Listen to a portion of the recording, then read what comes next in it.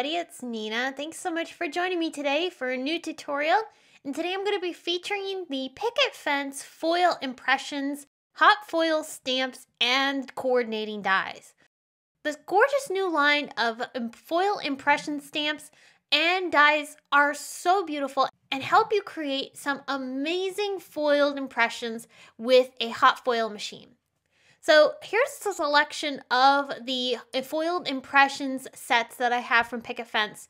It comes with the hot foil stamps and coordinating dies to cut out either the sentiments or the images that you have in your sets.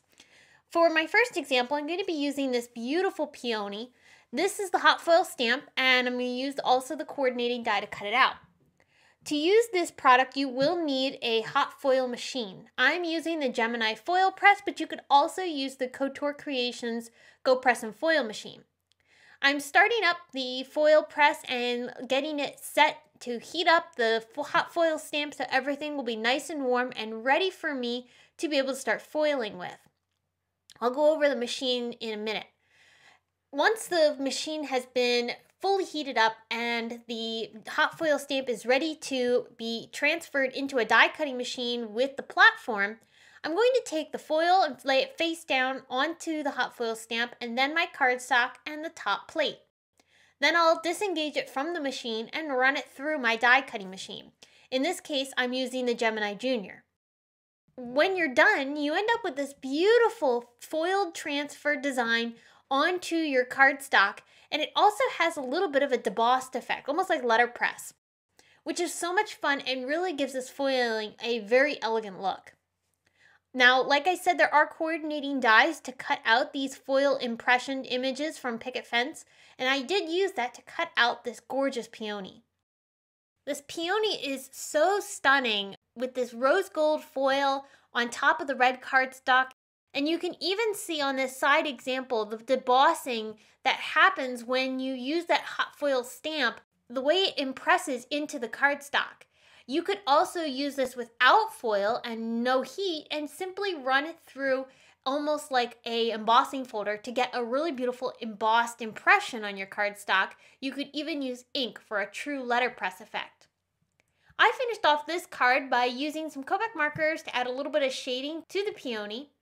Then I also brought in a Simon Says Stamp leaf cluster die, cut that out from some green cardstock and also colored that with Copic markers.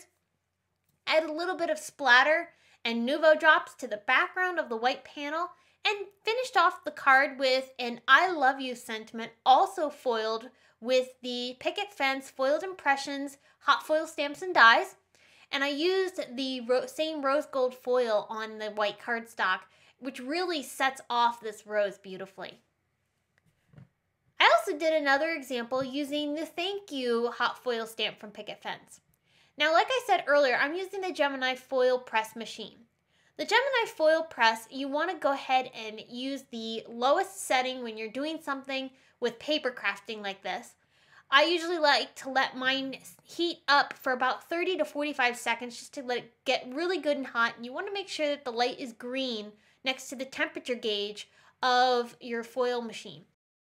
Once this is ready, you can add your foil and your paper on top of that hot foil stamp, add the platform back on top, and then disengage it from the machine and run it through your Gemini Junior.